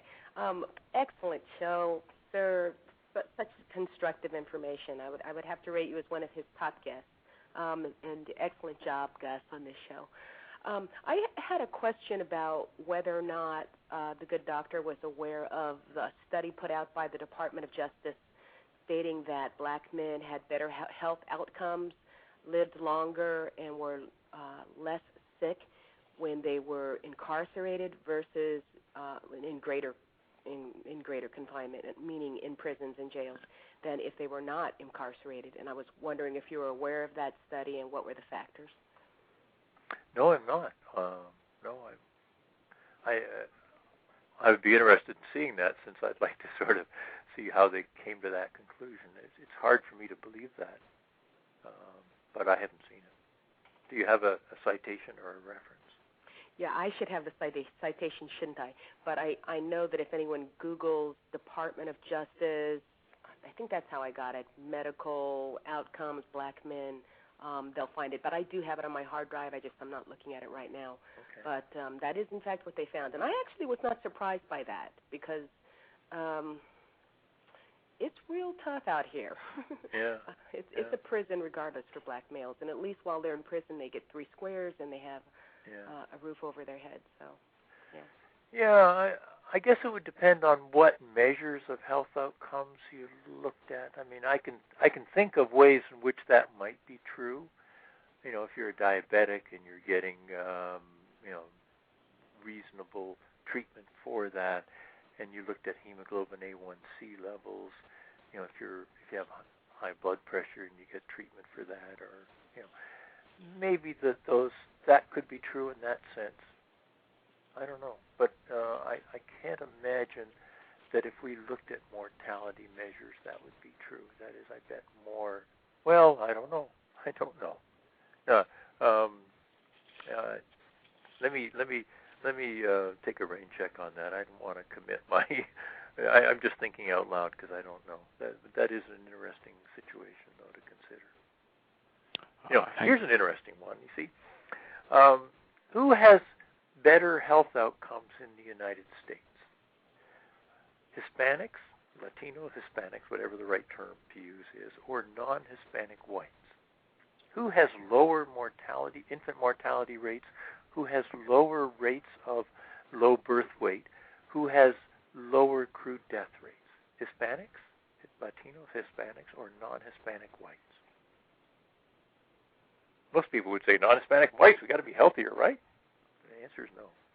It turns out that Latinos or Hispanics have better health outcomes measured by mortality rates than whites, than non-Hispanic whites in the United States. That's called the Latino paradox, or the epidemiologic paradox, or the Hispanic paradox by public health researchers, because these tend to be poorer people. They tend to have less access to health care, and yet their outcomes are better. Now, a variety of hypotheses are offered for explaining this. One is the healthy migrant effect. Only the healthy Hispanics come here. The sick ones stay home. Another is the salmon hypothesis, namely the sick or old people go home to die. And there's a few others. The one that I think is most telling, based on my experiences with this, is that as an ER doc, I never saw a Hispanic patient in the ER. That is, I did not see, there was a gurney. If there is a Hispanic, there was a gurney, a stretcher with a whole bunch of people all there. And one of them was the patient, and all the others were there to help them, to support them, to be there with them. Meanwhile, there'd be a lone white guy barfing his guts out, all by himself. Hispanics have a tremendous amount of social solidarity. They are there to help one another, social cohesion. And that kind of support can buffer the adverse effects of poverty, of lack of health care, of all of these things. So, you can't make a single-size-fits-all statement about all of these things other than inequality is bad for us. That's the one thing I can say with certainty. But then there are certain special groups that may have better outcomes for reasons that you have to address on a case-by-case basis. And when you mentioned the black men in the criminal justice system, who knows? I haven't looked at it. My co-host actually dropped in towards the end of the show to get 2 questions in, or I don't know how many questions she has, but Justice, are you there? Hello? Yep, we got you. Where can non-white people go for help when they experience racism, white supremacy? Oh, boy. That's a good question. Because I think black people experience it all the time.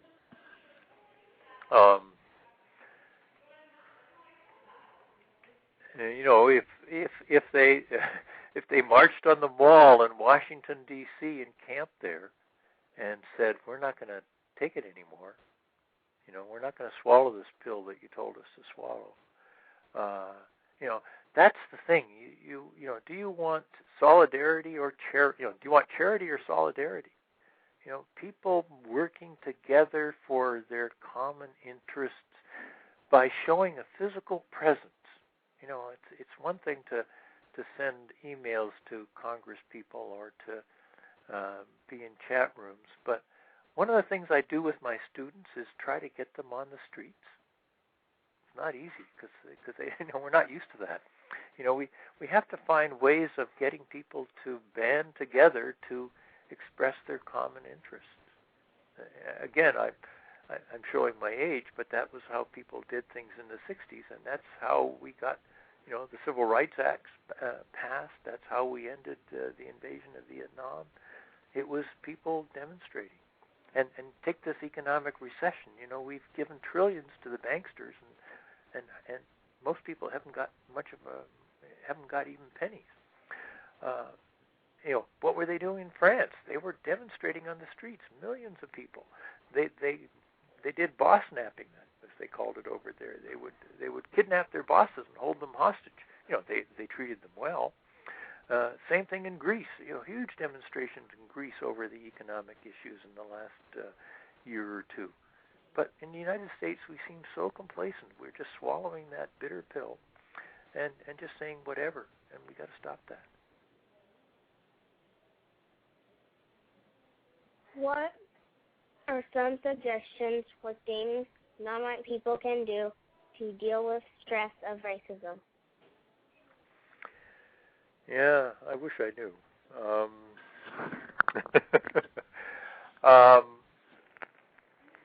You know, yeah, I don't. That's a really hard issue. I think one has to be like, I have a colleague who's from the Deep South, an African American, and he speaks his mind. And you know, in faculty meetings, in public places, he shows his anger. And I think it's better in this country to show that anger and let people know how you feel than it is to bottle it up inside. You know, we need more angry people. I mean, anger in a non-violent way. I don't think in the kinds of ways that Dr. King espoused. Nancy Krieger, Dr. Krieger said something pretty similar when she was here, that they have done studies that would suggest that it is more harmful to experience racism and not talk about it, not address it, than to experience it and to go ahead and speak out about it and to tell other people to try to do something about it, that it has a much, the evidence would suggest that it has a more adverse effect to experience it and not say anything about it. So, yeah, I think that's true.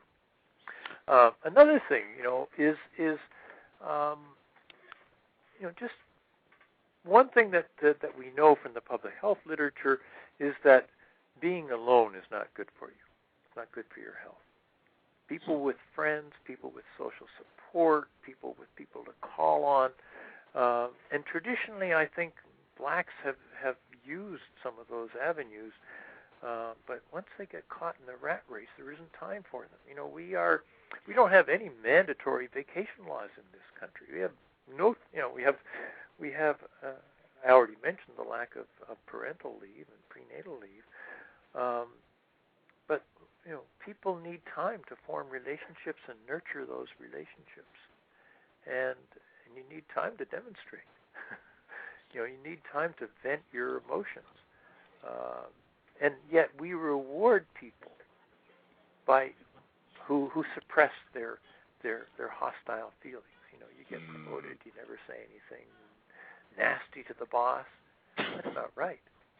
See, we should be promoting the people who speak out. Wow.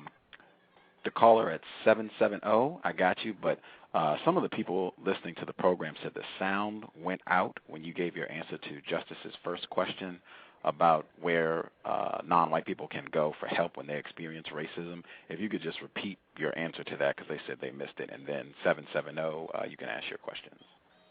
I don't remember specifically what I said.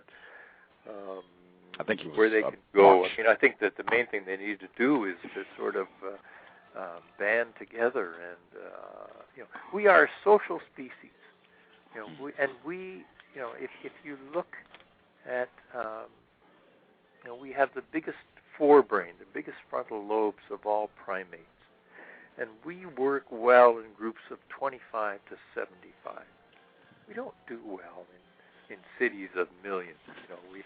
We have limited capacity for forming relationships with others, and I think we need to work we need to band together in groups, recognizing our species and its social nature. So if you experience racism, like, for example, if you take other primates where we study, if you take baboons, there's an alpha male, beta, gamma. There's a social hierarchy. There's the top-ranking baboon, the next one down, the next one down. And the low-ranking baboons tend to have worse health outcomes than the high-ranking ones, just as in humans. But the low-ranking baboons can counter the adverse effects of racism, as you will, the baboon equivalent of racism, by being supportive of one another, by having platonic relationships, by grooming. You see these primates, and they're picking lice out of other people, out of other monkeys' hair. The human equivalent is perhaps massage. I was just in the airports in the United States, and there are all these little massage tables that you can go. You're so wigged out, and you can pay somebody to sort of knead your skin. I didn't see any of those over in Japan, by the way. I don't think they needed them there because they're a much more socially engaged group of people. So yes, I think for non-white people to band together and deal with the effects of what they're feeling and to be vocal is, I guess, what I said. 770, are you there? Yes, sir, I am. Right on. Okay. Look, I am opposed. I am absolutely opposed to arbitrary redistribution of wealth in violation of the Fifth Amendment. And your guest here is continually citing Martin Luther King as a reason as to why we should implement these health care programs and many of these other social programs. And I consider Martin Luther King problematic in many cases, and even though he was a great man, don't get me wrong, but I consider him problematic from a standpoint of liberty and freedom and constitutional governance, because this is what he said in his book, Stride Toward Freedom. He said, in spite of the shortcomings of his analysis, Marx had raised some basic questions. I was deeply concerned from my early teen days about the gulf between superfluous wealth and abject poverty, and my reading of Marx made me even more conscious of this gulf. Although modern American capitalism has greatly reduced the gap through social reforms, there was still a need for a better distribution of wealth. Moreover, Marx had revealed the danger of the profit motive as the sole basis of an economic system, and he went further to say that I read Marx as I read all of the influential historical thinkers from a dialectical point of view, combining a partial yea and a partial no. My readings of Marx convinced me that truth is found neither in Marxism nor in traditional capitalism. Each represents a partial truth. In short, he embraced Hegelian dialectics, which the goal of the dialectics is authoritarianism, whether he wanted to admit it or not. I submit to you that even if you, especially when you cite Marx, Martin Luther King, even though he was not a communist because he was a man of God and he could not yield to the atheistic, materialistic nature of communism, I believe the man thought he could sup with the devil if his spoon was long enough. And that is my problem with Martin Luther King, his rejection of capitalism and its usefulness in making his people, my people, more prosperous through its proper use and understanding. I think it's something that we overlook whenever we talk about Martin Luther King and his emphasis on and his advocacy of socialist solutions to the problems in the black community rather than free market-based ones. Well, basically I would not agree with you. I don't believe that capitalist solutions are the free market, so-called free market solutions are the way to go. For one thing, markets are never free. There are always hidden subsidies. There are always economic externalities. I think if we factored the externalities, that is the environmental costs, the social costs, into the price of production, that maybe the market system might work better, but not with our current way in which these costs are kept out of the negotiation between the buyer and the seller. We had one more person. 720, are you there? 720. What's up, victims? Greetings, sir. Glad you could call in. Yeah, it's been a while. I have a question for Dr. Bezruchka, is it?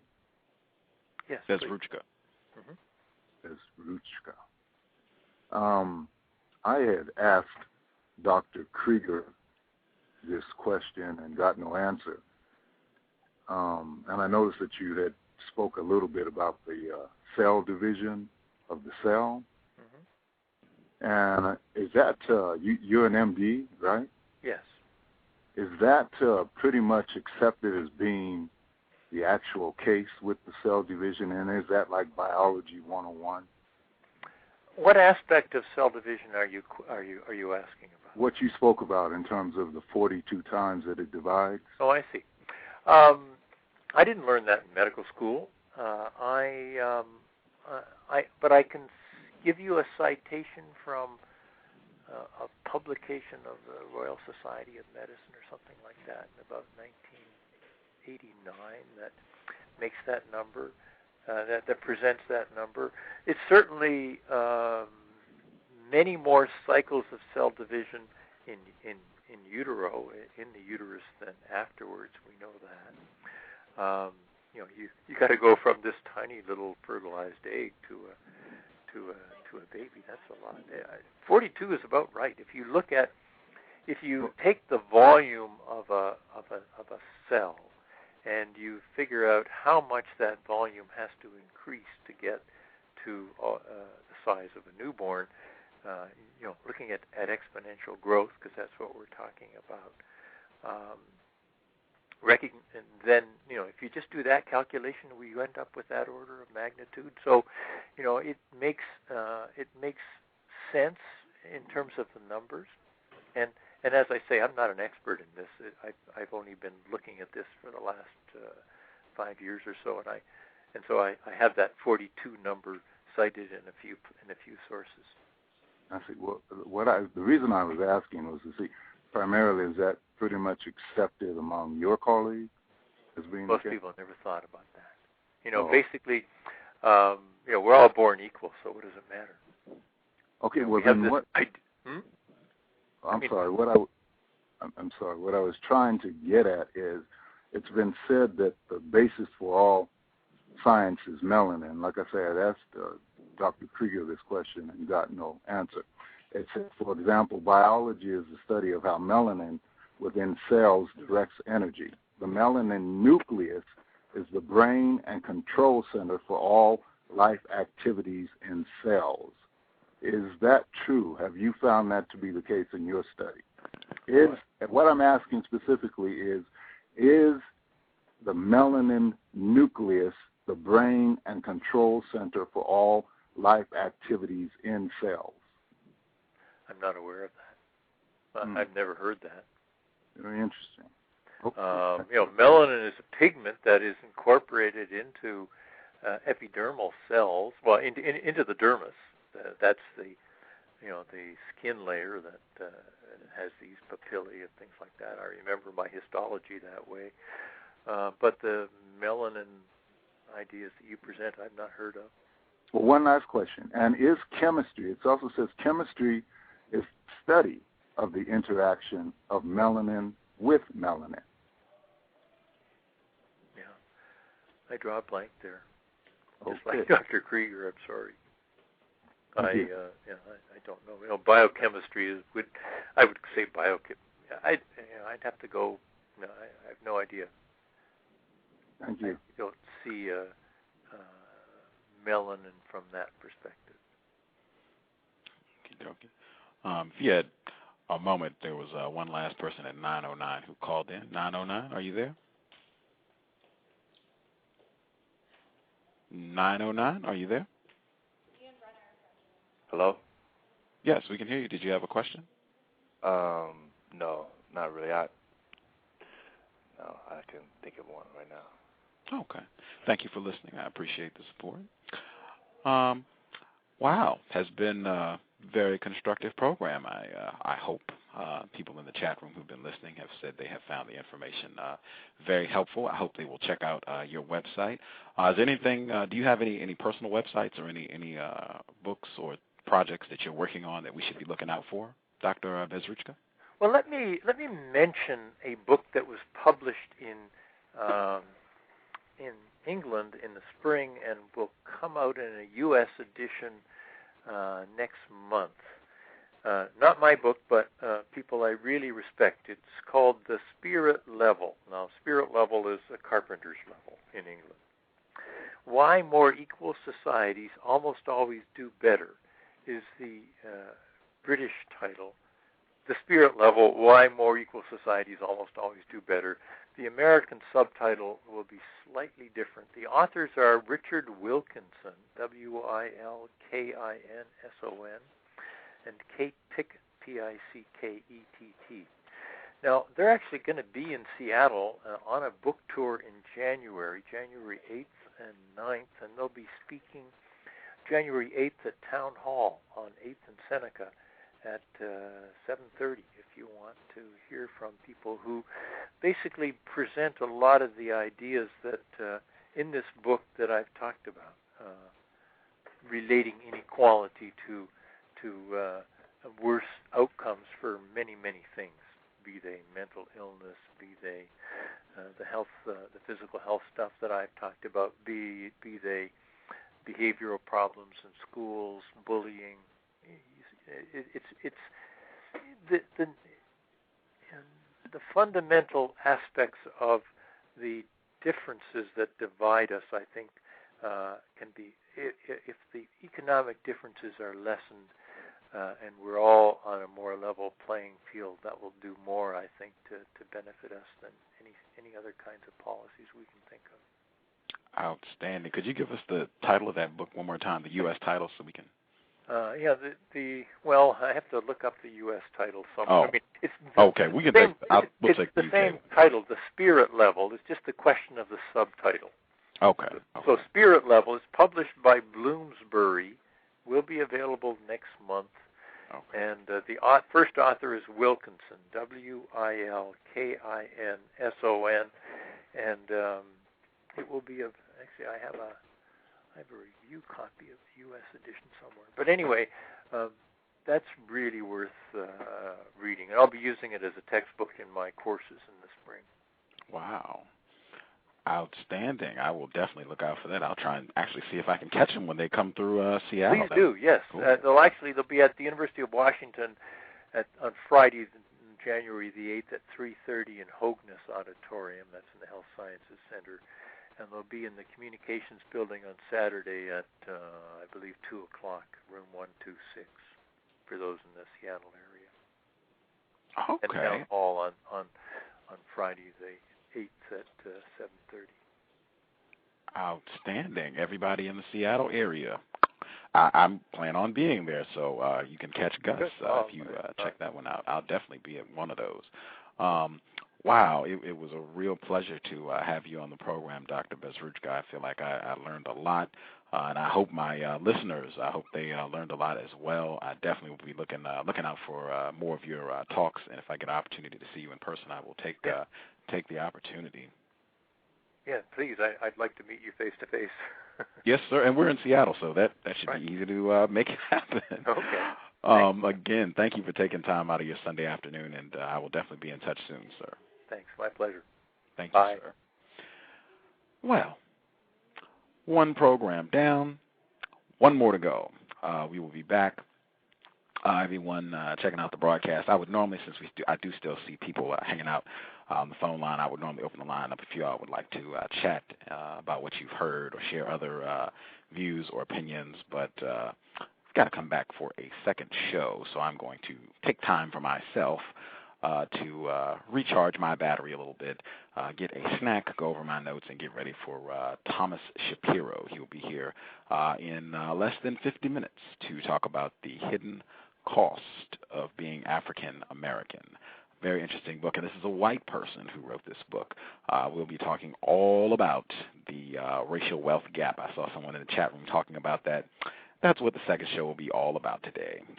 Coming up, like I said, in less than 50 minutes. Thank you all for tuning into the broadcast. I hope it was of some constructive value. And if it was not, don't bother wasting your time listening to this program if you don't think it is of value. If I had anything to say before closing out, Mr. Neely Fuller Jr., he was on the program this past Friday. That was not a planned program. It is Friday the 13th. That was when it happened, so you can check that out. It is in the archives. I had some phone difficulties at the beginning of the program. I had a brand new phone and was still struggling to figure out how to operate three-way correctly. So if you listen to the first, I believe it's the first 20 minutes, you're not going to hear anything. That was my error. So just fast forward through that. Once you get, I think it's right at the 20-minute mark, I figured it out, and bang, it goes from there. So just fast forward through the first 20, and then you'll hear the program. Shouldn't be any audio difficulties from that point on. So, yeah, Neely Fuller Jr. And also Dr. Frances Cress-Welsing. She was on The Truth Will Out yesterday evening. She was on their program. You can check that show out as well. I think it was very constructive. Truth Will Out. I think if you either do a Google search, if you search from Blog Talk Radio and just put in Dr. Frances Cress-Welsing, that program should come up. It was November 14th, Saturday evening. It should pop up. Or if you know Truth Will Out, if you know that program here, just go there and look for the Saturday, November 14th program. Dr. Frances Cress-Welsing was there. Very constructive. You can check that out. As I said, we'll be right back. Check the blog, racism-notes.blogspot.com. Again, racism-notes.blogspot.com. And you can also support Back of the Bus. His blog is nonwhitealliance.wordpress.com. One more time, nonwhitealliance.wordpress.com. Thank you for tuning in to The Cows. We will be back this afternoon. It will be Justice and Gus T Renegade. I'm going to play Mr. Williams' commercials, so you can also support counter-racism.com, and we'll look forward to coming back soon. Thank you. Is racism hurting you? On issues of race, are you unable to speak, think, and act with clarity and confidence? Are you tired of laughing when nothing is funny, smiling when you are not happy, agreeing when you really disagree?